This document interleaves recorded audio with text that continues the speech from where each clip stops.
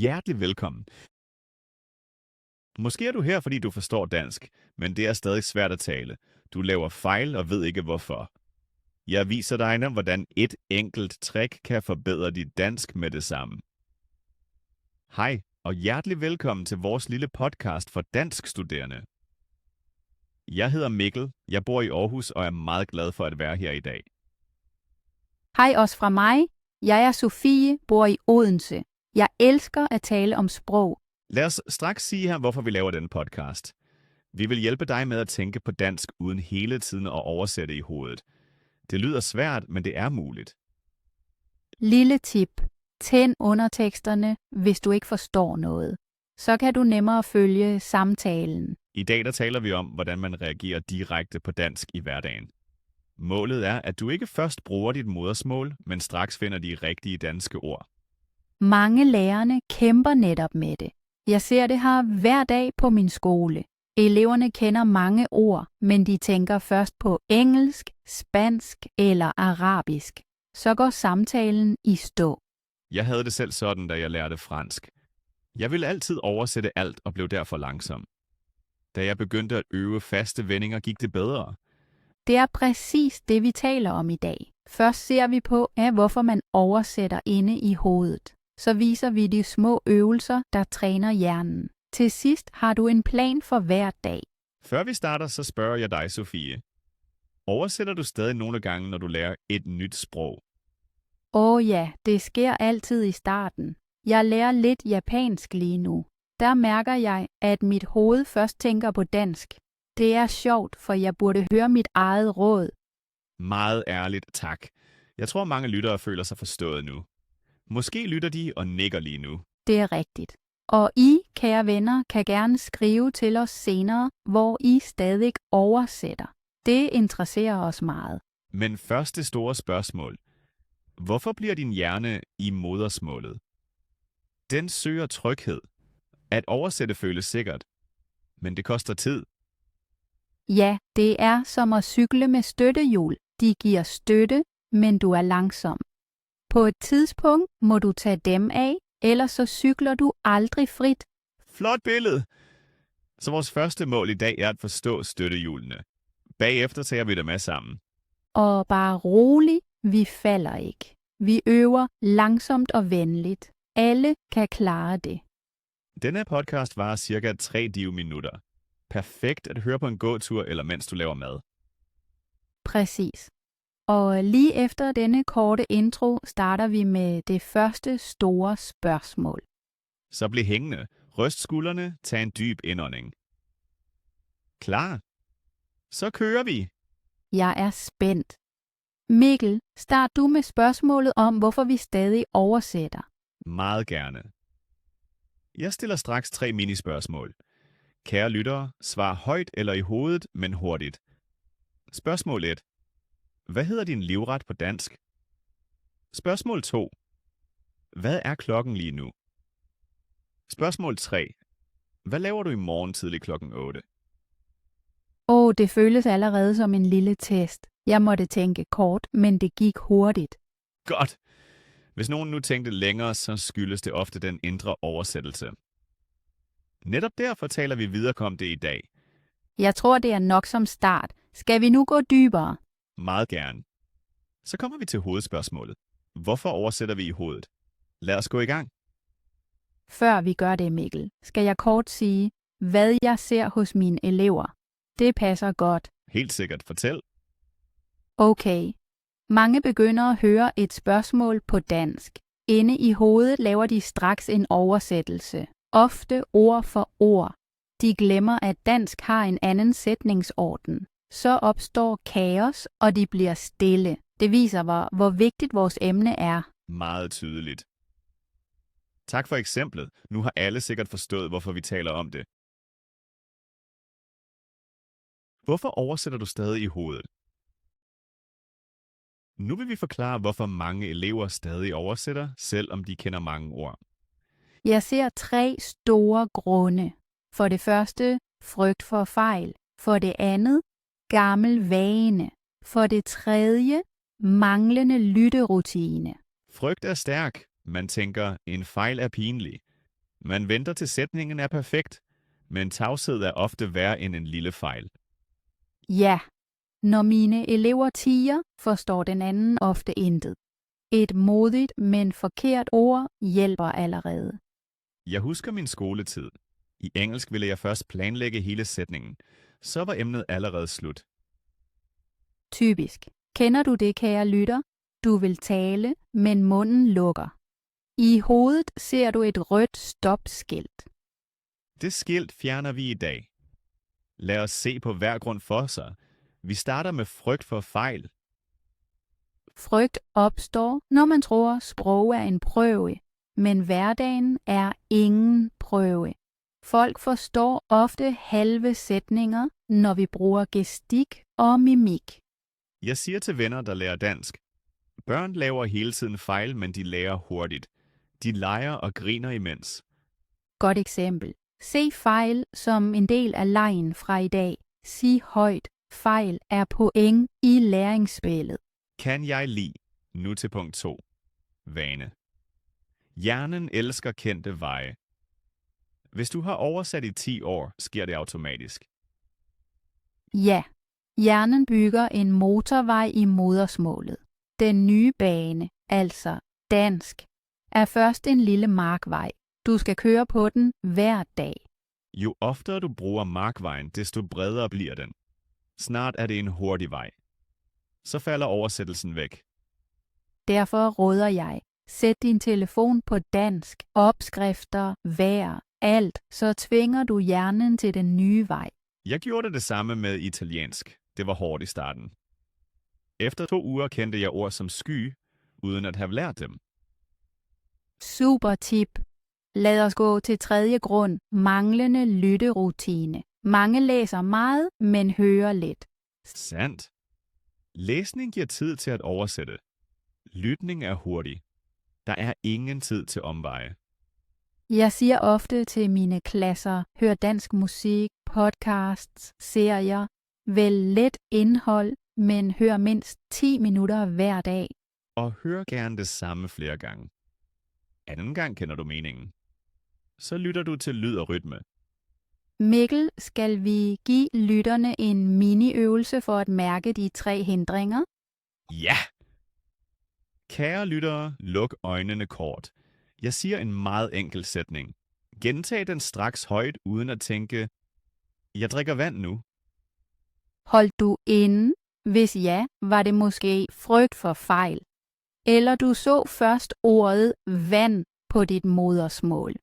Nu anden sætning. Lidt længere. I morgen går jeg i parken med venner. Gentag tak. Vent ikke, tal bare. Føles det hakkende, er det okay. Gør du dette flere gange om dagen, træner du hurtig reaktion. Uden indre ordbog. Jeg gør sådan i undervisningen. Efter en uge svarer eleverne hurtigere.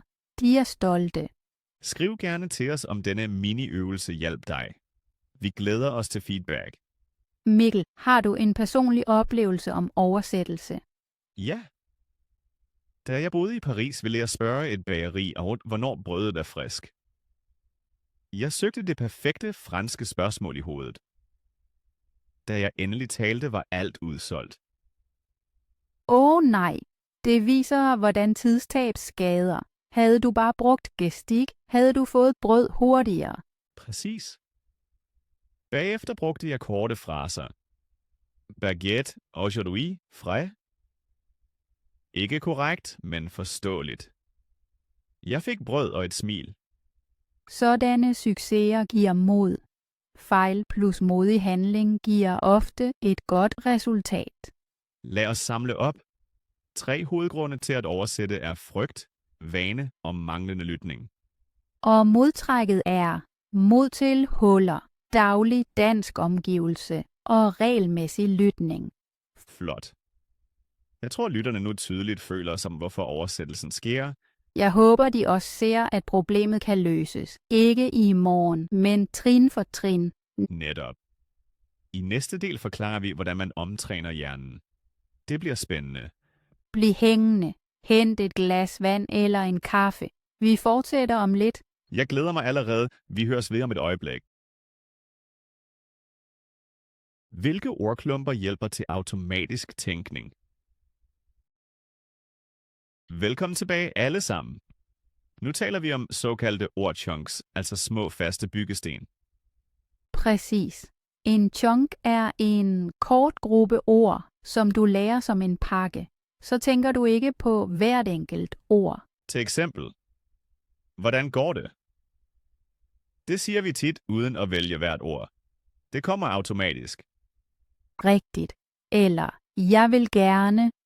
Med den kan du straks bestille noget, kaffe, te eller pizza.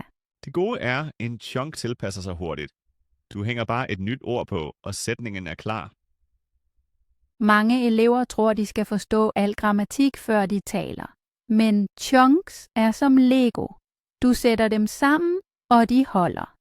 Jeg fortæller kort om mit italiensk. Min første chunk var per me un café per favor. Med den hentede jeg kaffe hver morgen uden at tænke. Flot eksempel. Til dansk anbefaler jeg mine elever 5 grundchunks. Skal vi præsentere dem? Meget gerne. Start du. Første chunk, må jeg? Så spørger man høfligt. For eksempel, må jeg betale? Anden chunk fra mig. Jeg har brug for. Den hjælper i supermarkedet eller hos lægen. Jeg har brug for en tid. Tredje chunk, undskyld. Med den siger du hurtigt sorry. Folk reagerer venligt, når de hører det. Fjerde chunk. Intet problem. En lille sætning, som gør samtaler glatte og positive. Og den femte, jeg er ikke sikker. Så kan du vinde tid uden at tie. Supervalg. Kære lyttere, sige hver chunk højt nu. Vi venter kort. Klar? Fint. Det føles måske lidt barnligt, men det træner jeres talemuskler og jeres ører. Sofie, har du et eksempel på, hvordan man bliver fleksibel med chunks? Ja. Tag må jeg. Du kan sige, må jeg få et glas vand? Eller må jeg åbne vinduet? Hjernen husker kun starten. Resten kommer som et billede. Jeg hører ofte begynder at sige, venligst jeg ønsker at have. Det lyder sødt, men ikke naturligt. En fast chunk hjælper med at lyde naturlig. Rigtigt. Endnu et tip. Skriv chunks på små kort. Læg dem rundt i hjemmet. Hver gang du ser et kort, siger du sætningen højt. Det gjorde jeg med hjemme spansk. På badeværelset hang Donne Style Chabon. Efter en uge skulle jeg ikke længere tænke over ordet for sæbe. Morsomt. Måske hænger nogen lige nu, hvor er mælken, på køleskabet. Så bliver sætningen en refleks. Skal vi lave et kort rollespil? Jeg spørger, om du svarer med chunks.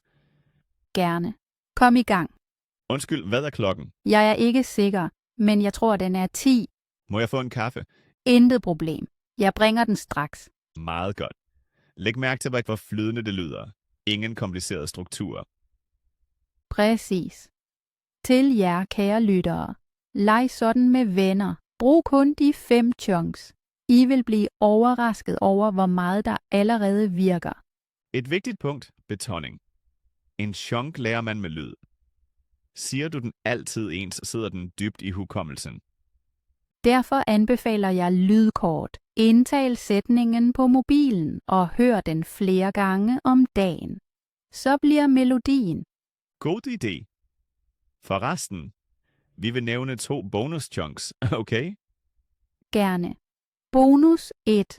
Seriøst? Det viser overraskelse eller interesse. Bonus 2. Jeg forstår det, eller jeg forstår det ikke. Begge bruger man hele tiden. Forestil dig, du sidder på kursus. Læreren taler hurtigt. I stedet for at tie, siger du, jeg forstår det ikke. Så får han signal om at tale langsommere. Eller du er glad, fordi du forstod noget. Sig klart, jeg forstår det. Det motiverer også læreren.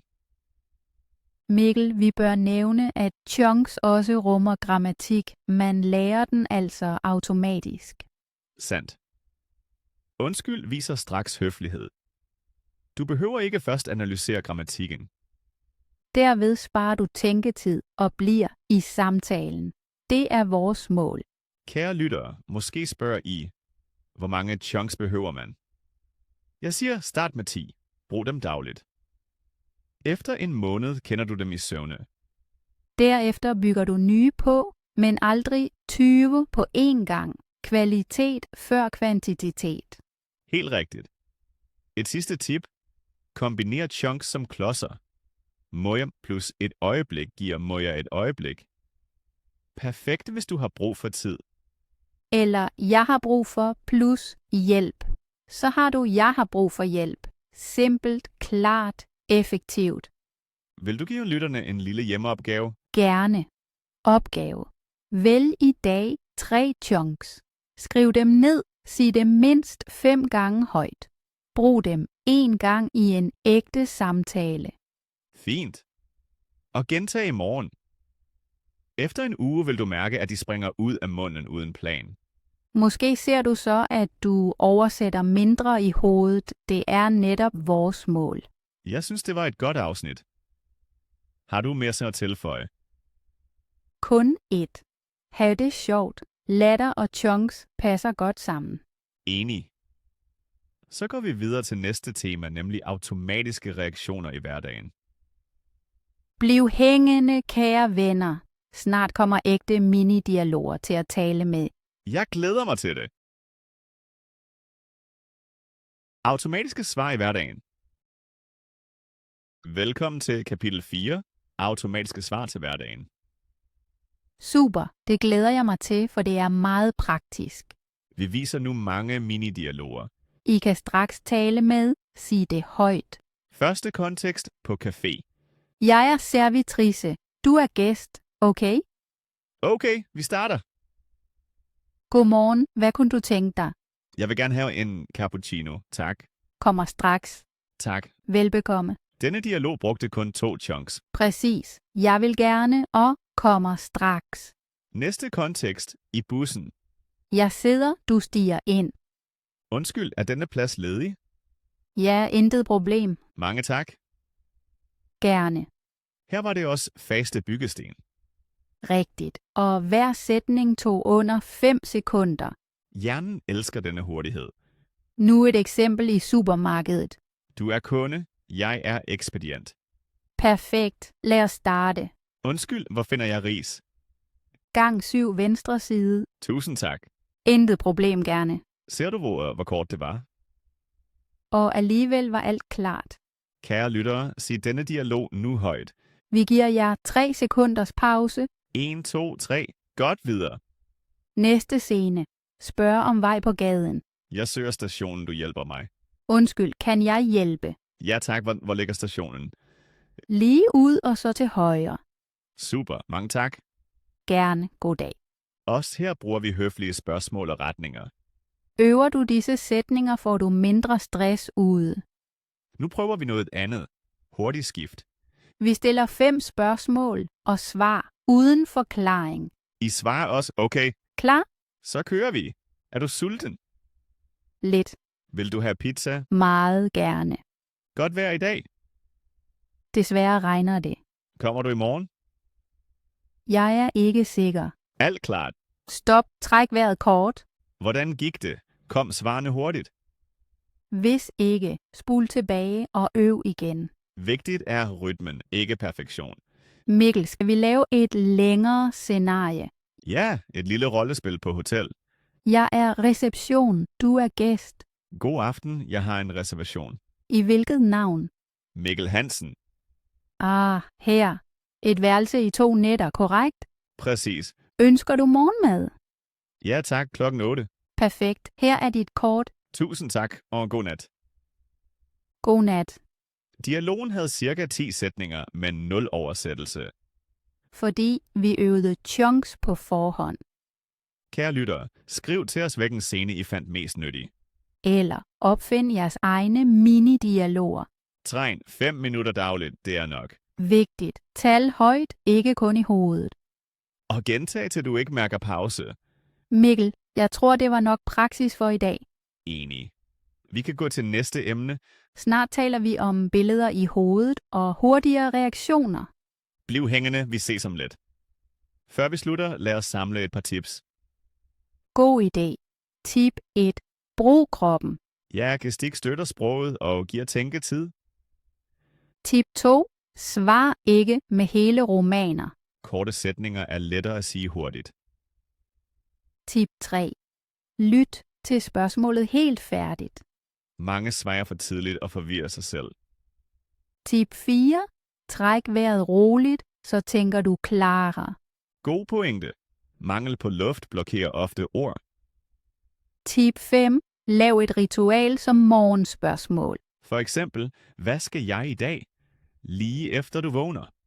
Så starter du dagen allerede med at tænke på dansk. Vi kan også lave en lynquiz, ikke? Meget gerne. Jeg stiller 5 hurtige spørgsmål, du svarer straks. Klar. 1. Kaffe eller te? Kaffe. 2. By eller land? By. 3. Tidlig oppe eller sove længe? Sove længe. 4. Bog eller film? Film. 5. Sommer eller vinter? Sommer. Godt. Lyttere, svarede I også så hurtigt? Hvis ikke, så spil igen. Tag nye spørgsmål, for eksempel yndlingsfarve eller yndlingsmusik. Sådan løsner samtaler og træner hurtighed. Jeg bruger det tit i mine klasser. Eleverne elsker det. Vi nærmer os kapitelslut. Har du et motiverende slutord? Ja. Hver dialog, selv mini, bygger en bro til flydende dansk. Smukt sagt. Tak. Nu virkelig pause til næste kapitel. Vi ses om lidt. Bliv hængende. Tænk hurtigere med billeder. Velkommen til kapitel 5. I dag viser vi jer, hvordan billeder hjælper. Jeg elsker dette emne. Billeder er som turbo for hjernen. Præcis. Ord tager tid. Et billede kommer straks uden oversættelse. Forestil dig et rødt æble. Vupti, der er det. Ingen sætning nødvendig. Det bruger du, når du lærer dansk. Først billede, så ord. Mange gør det forkert. De hører æble, tænker apple, så billede. Det er langsomt. Vores mål er modersmålshastighed. Indfødte springer direkte fra lyd til billede. Hvordan træner vi det? Vi giver 3 øvelser. Øvelse 1. Billedkort. Tag fotos uden tekst som hund, bil, brød. Se på kortet, sig det danske ord straks højt. Ingen indre tekst. Gør det 10 minutter dagligt. Efter en uge mærker du tempo. Øvelse 2. Navngiv rum. Gå gennem dit hjem. Rør et objekt og sig navnet. For eksempel lampe, bord, dør. Ingen grammatik, kun objekter. Din hjerne lærer billedet lig med ord. Super simpelt. Øvelse 3. Minifilm. Luk øjnene. Forestil dig, du handler ind. Se billederne, hylde, mælk, kasse. Sig ordene stille med. Jeg bruger metoden til fransk. Jeg maler små hovedfilm. Det virker virkelig. Jeg gør det i bussen. Ingen ser det. Jeg lærer gratis. Kære lyttere, prøv straks. Vi laver en kort test. Jeg siger et ord. I ser billedet og siger det efter et sekund højt. Klar. Første ord, sol.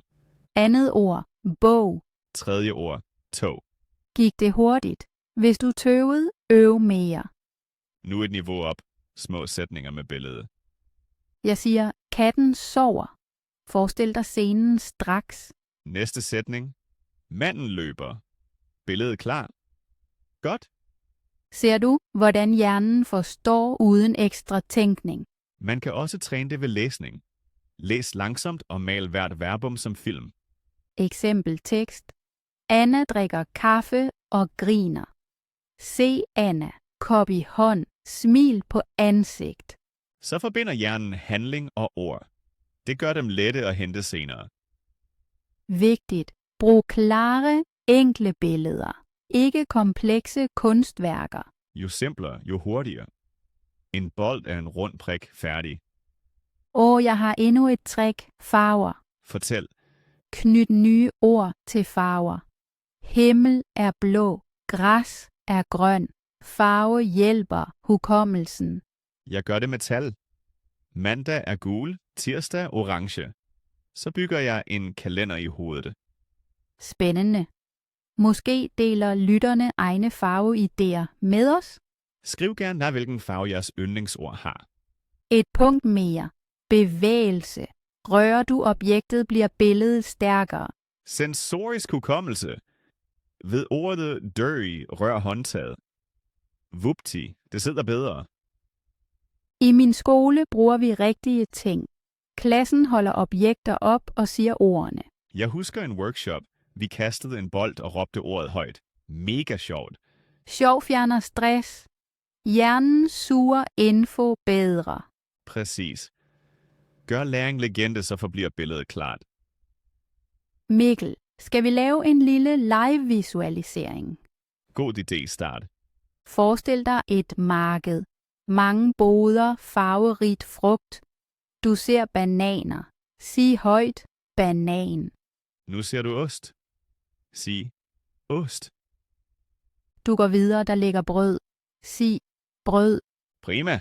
Hvis du ikke oversatte, har du vundet. Endnu et tip til øvet. Hør et dansk ord og tegn billedet hurtigt. Det behøver ikke være kunst. En tændstikmand er nok. Se derefter tegningen og sig ordet igen. Så kombinerer du høre, se, tale. Multisensorisk læring. Meget effektivt. Okay, vi nærmer os slutningen af kapitlet. Kort opsummering. Brug billeder, farver, bevægelse. Træn kort hver dag. Erstat indre oversættelse med hurtige billeder. Så reagerer du hurtigere, lyder mere flydende og har mere sjov. Jeg tror, det er et godt slutord. Helt sikkert. I næste kapitel øver vi dialoger uden at tænke. Bliv hængende. Hent måske et stykke papir til tegninger. Vi høres om lidt. Øv dialoger uden at tænke. Velkommen tilbage. Nu kommer hjertet dialogtræning uden oversættelse. Vi taler i dag i ægte samtaletempo. Ingen pause til at tænke. Præcis. Forestil dig bordtennis. Spørgsmål, svar, spørgsmål, svar. Vi viser jer 5 mini-dialoger. I gentager straks. Vigtigt. Lyt, gentag, træk vejret. Intet mere. Vi starter med dialog 1. Kontekst. Bager. Jeg siger, godmorgen. Hvad kunne det være? I gentager højt. Jeg vil gerne have et rundstykke. Tak. Nu svar. Kommer straks. Noget mere? I siger, nej, det var det. Tak. Super. Dialog 2. Kontekst. Kontor. Jeg spørger, har du et øjeblik? I siger, ja. Hvad drejer det sig om? Jeg svarer, jeg har brug for hjælp med mailen. I. Intet problem. Vis mig. Færdig. Dialog 3. Kontekst. Klinik. Jeg. Hvad fejler du? I. Jeg har hovedpine. Jeg. Siden hvornår? I. Siden i går aftes. Godt klaret. Dialog 4. Kontekst. Station. Jeg. Hvornår kører toget til Odense? Om 20 minutter. Jeg. På spor 5. I. Ja, netop. Klasse. Dialog 5. Kontekst. Fest. Jeg. Har du lyst til at danse? I. Gerne. Lad os gå. Jeg. God musik, ikke? Absolut. Især hver dialog har højst 4 linjer. Så er der ingen tid til indre oversættelse. Nu øger vi tempoet. Vi laver en kædedialog. I taler den markerede rolle. Klar.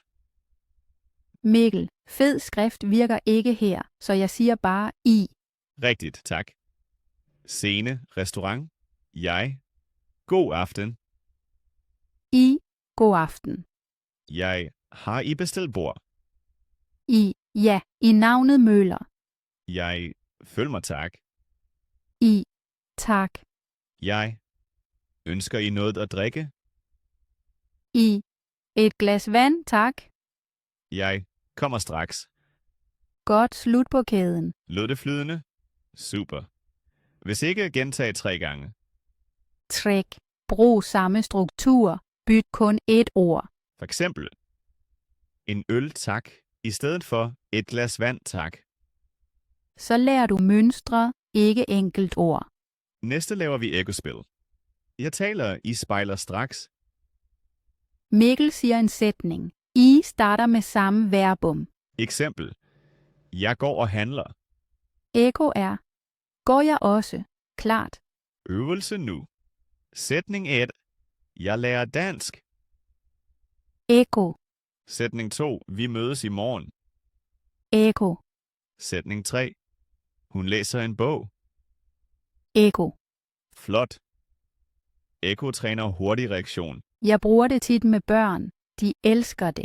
Nu en udfordring. Jeg siger halve sætninger, I slutter dem. Første halvdel. I aften laver jeg. Anden halvdel. Hurtigere, hvad laver jeg? Næste. I morgen tidlig vil jeg. Og igen, afslut straks. Hullerne tvinger hjernen til spontanitet. Kommer intet sige. Jeg ved det ikke. Det er også svar. Vigtigt. Ingen tavshed. Nu en længere dialog. Vi taler igennem, I lytter kun. Derefter spiller vi den igen, så taler I én rolle. Scene. Ven møder veninde i parken. Jeg er veninden. Du starter. Hej Sofie, længe siden? Hej Mikkel. Ja, hvordan går det? Fint. Arbejde er meget, men okay. Og dig? Jeg er træt. Havde undervisning til 6. Har du lyst til en kaffe nu? Meget gerne. Caféen, der har ny kage. Super, så går vi. Slut. Nu version 2. I tager min rolle. Klar. Hej Sofie, længe siden? Fint. Arbejde er meget, men okay. Og dig? Har du lyst til en kaffe nu? Super, så går vi. Hvordan gik det? Huller. Spil igen. Tip. Brug gestik, hvis ord mangler. Eller sig ting. Bare tal videre. Tavshed er spontanitetens fjende. Mikkel. Lynrunde. 5 spørgsmål. 1 ord svar. Klar. Lytter gør med. 1. Yndlingssport. Svømning. 2. Yndlingsfarve. Blå. 3. Kaffe eller te. Kaffe. 4. Hav eller bjerge. Hav. 5. Hund eller kat. Hund. Færdig. Gik det hurtigt? Ja, og det er sjovt. Find nye spørgsmål. Hold tempo. Vi har vist mange teknikker. Dialoger, ekko, huller, spørgsmål. Mål 5 minutters øvelse hver dag. Om morgenen i badet, i bilen, ligegyldigt. Bare dagligt. Efter 2 uger ser I fremskridt. Vi lukker dette kapitel. I næste del taler vi om jeres daglige rutine. Bliv hængende og øv videre. Din daglige rutine. Velkommen til kapitel 7. Nu laver vi en enkel dagsrutine for din dansk tænkning. Rutine betyder, at du gentager små skridt hver dag. Som at børste tænder. Præcis. Vi giver dig en plan i 5 etaper. Hver etape tager dig kun 3-5 minutter. Du har brug for mobil, notatseddel, måske et spejl, intet mere. Etape 1. Vågn op. Stadig i sengen siger du 3 sætninger om dagen. Eksempel. Jeg står nu op. Jeg laver kaffe. Jeg går senere på arbejde. Vigtigt. Sig det højt. Ikke kun tænk. Lyden aktiverer din hjerne. Etape 2. Badeværelse. Kig i spejlet og stil dig et spørgsmål. For eksempel. Hvordan har jeg det i dag? Svar selv. Jeg har det godt. Det virker fjollet, men det træner selvsnak. Du behøver ingen partner. Etape 3. Morgenmad. Navngiv tingene foran dig. Det er brød. Kniven er skarp. Kaffen dufter stærkt. Prøv at tilføje et nyt adjektiv. I dag måske sprødt om brød. Genialt. Etape 4. Undervejs. Hør en kort podcast eller sang på dansk. Lyt efter en sætning og sig den efter. Jeg siger til mine elever, vælg noget enkelt, du kan lide. Så hænger det bedre. Etape 5. Aften tilbageblik. Før du sover, svar 3 spørgsmål. Hvad har jeg lært i dag? Hvad var svært? Hvad gør jeg i morgen? Skriv svarene i en lille dagbog. 3 linjer er nok. Disse 5 etaper tager sammen måske 20 minutter, men de fordeler sig over dagen. De holder hjernen konstant i dansk tilstand. Intet stort ekstra studie nødvendigt. Jeg fortæller kort af, hvordan jeg gør med italiensk. Om morgenen siger jeg, oggi fa caldo. Om aftenen skriver jeg, ho mangiato pasta. Lyder lækkert. Jeg gør det med japansk. Ofte kun en sætning som watashi wa nemui desu. Men det holder sproget frisk. Kære lyttere, sæt jer dit lille mål i dag. Start måske kun med etape 1 og 3. Øg langsomt. Efter en uge lægger I etape 2 til. Er dagen stresset? Gør mindst 1 etape. Kort er bedre end ingenting. Et andet tip. Knyt rutinen til faste steder. Spejl, tinar, spørgsmål. Køkken, filar, navngiv, seng, klar, tilbageblik. Så behøver du ingen påmindelse. Stedet udløser sproget automatisk. Endnu noget. Brug timer. Sæt mobilen på 3 minutter, så bliver øvelsen kort. God pointe. Tidspres forhindrer lang grublen. Mikkel, skal vi spille en eksempelrutine for i morgen tidlig? Ja, jeg starter. Vækkeur ringer. Jeg er vågen. Spejl. Hvordan ser jeg ud? Jeg ser træt ud. Køkken. Panden er varm. Undervejs. Jeg hører sætningen "Vejret er dejligt" i podcasten og gentager den. Aften. Jeg har skrevet mange e-mails. I morgen holder jeg fri. Færdig. Varighed. Måske 15 minutter totalt. Lyder det muligt? I klarer det også? Jeg tror mange undervurderer kraften i disse små skridt. Helt sikkert. Kontinuitet slår intensitet. Mikkel, skal vi gentage rutinen som liste? Gerne. 1. Vågen. 3 sætninger. 2. Spejl. Spørgsmålsvar. 3. Morgenmad. Navngiv objekter. 4. Undervejs gentag sætning. 5. Aften. Skriv 3 spørgsmål. Perfekt. Gem det på mobilen eller sæt en seddel ved sengen. Hvis I har lyst, del jeres favoritetappe med os. Vi læser alt gerne og giver feedback. Jeg synes, planen er rund og klar. Ja, den kan alle starte med. I næste kapitel viser vi, hvordan I undgår oversættelsesfejl. Bliv hængende og held og lykke med jeres rutine. Undgå oversættelsesfejl. Velkommen til kapitel 8. I dag forklarer vi mere, hvordan typiske oversættelsesfejl opstår, og hvordan du undgår dem. Jeg ser disse fejl hver dag. Mange kommer fra 1-til-1 oversættelse fra modersmålet. Præcis.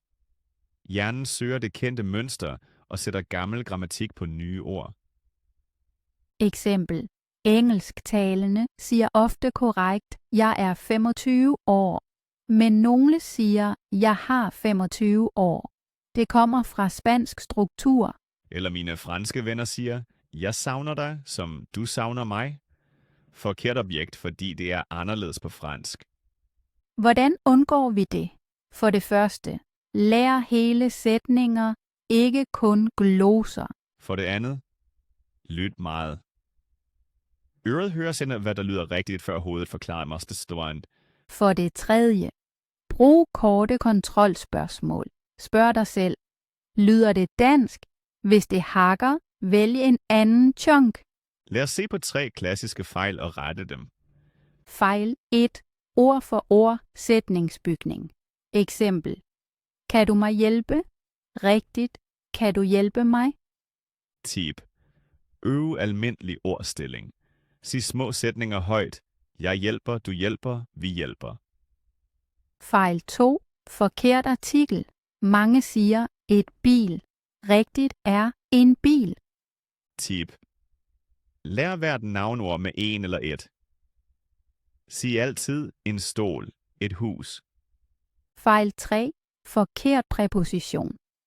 Ofte hører man, jeg kommer i mandag. Rigtigt, på mandag.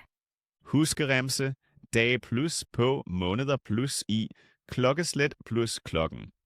Nu laver vi en mini-quiz. Jeg siger en forkert sætning, I retter højt. Sætning 1. Jeg går til skole. Korrekt er, jeg går i skole. Sætning 2. Han glæder sig over weekenden. Rigtigt. Han glæder sig til weekenden. Sætning 3. Vi mødes i fredag. Bedre. Vi mødes på fredag. Godt klaret. Hvis du tøvede, skriv fejlen ned. Et andet trick. Undgå at oversætte faste vendinger. For eksempel, det trækker betyder ikke et pulls. Skriv sådanne fraser på en liste med kontekst. Læs den dagligt. Også vigtigt. Beslægtede sprog kan hjælpe, men tjek altid. Mine hollandske venner forstår meget dansk, men de siger ofte, jeg er klar, når de mener, jeg er færdig. Løsning. Spørg en indfødt, eller brug en god eksempelordbog. Et punkt mere. Grammatik-apps er nyttige, men tjek eksempler i det virkelige liv, f.eks. podcast eller serie. Mikkel, skal vi rette en live-file? Gerne. Du siger forkert, jeg retter. Informationerne er vigtige. Rigtigt. Informationen er vigtig. Singular, ikke plural. Super. Nu dig. Jeg venter for dig. Korrekt. Jeg venter på dig. Præposition ændres. Kære lyttere, leg denne leg med venner. En laver fejl, den anden retter. Det er sjovt og skærper øret. Endnu et tip. Brug talegenkendelse på mobilen. Sig sætningen, se hvad mobilen skriver. Fejl? Ret dem. Ja, teknik hjælper. Men stol ikke kun på den. Din følelse for lyd er vigtigere. Til sidst 3 anti-oversættelsesmantraer. 1. Jeg tænker i billeder. 2. Jeg taler i chunks.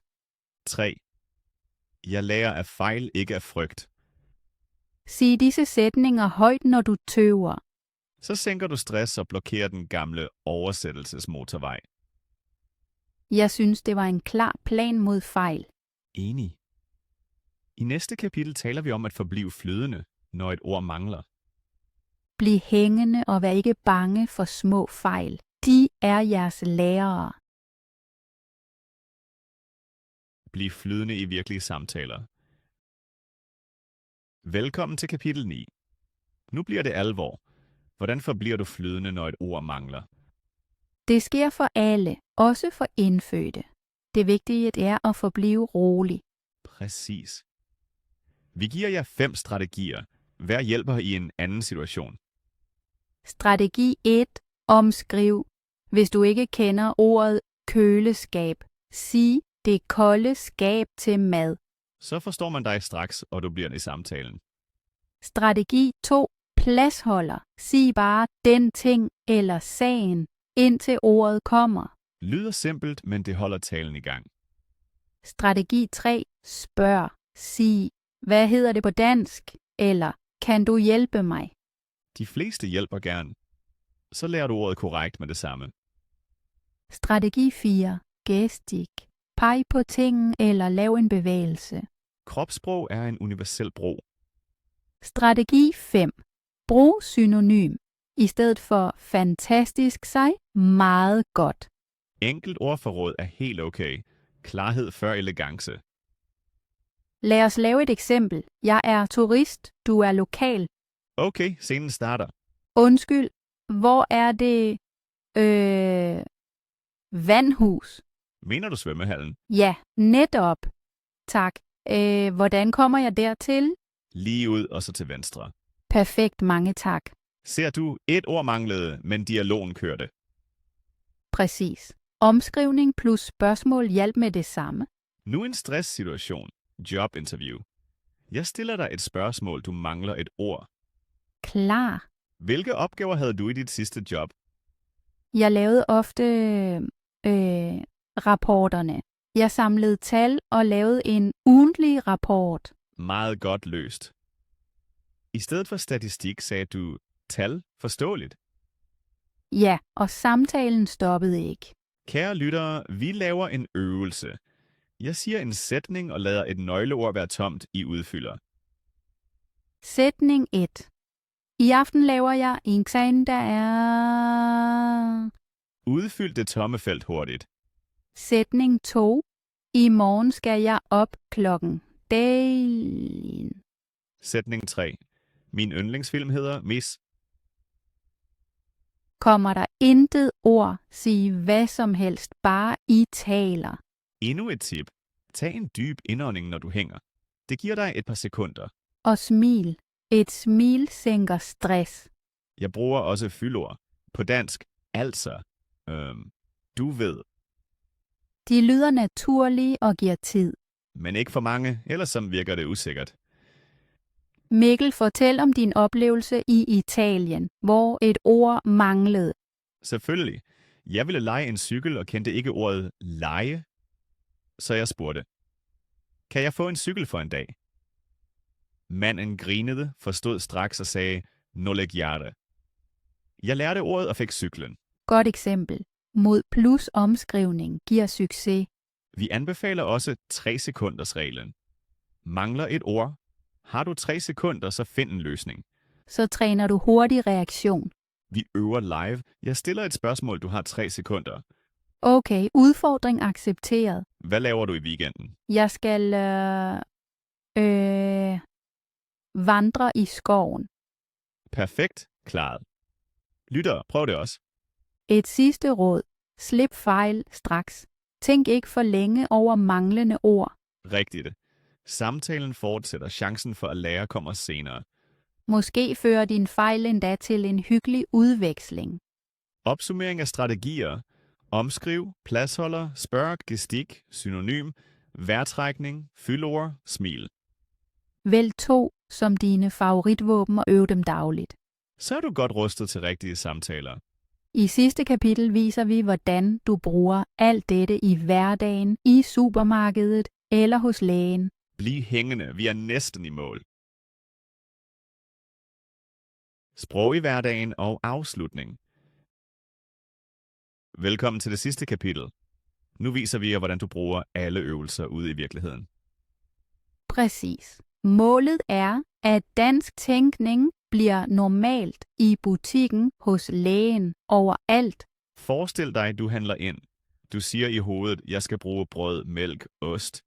Så er hjernen på dansk. Ved disken bruger du chunks. Må jeg få 200 gram ost? Færdig. Intet indre ordbog. Ved kassen mangler noget. Du siger, et øjeblik, jeg henter sukker. Kort, klart, høfligt. Hos lægen mindsker du frygt. Sig 3 sætninger før. Jeg har hovedpine. Siden i går. Det gør ondt her. På restaurant spiller du pingpong. Tjener, vil du bestille? Du? Ja, jeg vil gerne have suppen. Er noget uklart? Brug strategi fra kapitel 9. Spørg. Hvad hedder det på dansk? Lær live. Tip til bus eller tog. Læs skilte i hovedet. Næste stop. Nørreport. Hjerne kobler ord og sted. Derhjemme. Tal til smartenheder på dansk. Sig. Lys tænd. Musik fra. Teknikken øver med dig. Jeg tror, vi har bygget en god værktøjskasse nu. Enig. Lytterne har mange små skridt til hver situation. Vi nærmer os afslutningen. Sofie, vil du opsummere kort? Vi forklarede frygt og vaner, lærte chunks, mini-dialoger, billeder, daglig rutine, fejlfrihed og flydende talen i hverdagen. Tak for den klare opsummering. Lige på kornet. Tak. Det var sjovt at ordne det hele igen. Enig, jeg fandt især vores praksisdialoger nyttige. Jeg kunne lide billedøvelserne. De gør læring let. Sandt. Kære lyttere, vi er ved slutningen af denne episode. Det var dejligt at tale med dig, Mikkel, og lære sammen med jer alle. Tak også til dig, Sofie. Dine eksempler fra skolen var meget værdifulde. Og tak til alle, der lyttede. Prøv rutinen allerede i morgen tidlig. Kunne I lide episoden, så skriv, hvor I stadig har oversættelsesproblemer i hverdagen. Ja, send os en besked. Vi læser alt og glæder os til jeres historier. Bliv modige, lav fejl, grin af dem og tal dansk hver dag lidt mere. Regelmæssig gentagelse former nye hjerneveje. I klarer det. Vi siger farvel nu. Tak for lytten. Til næste afsnit. Hej hej! Hej og bliv hængende.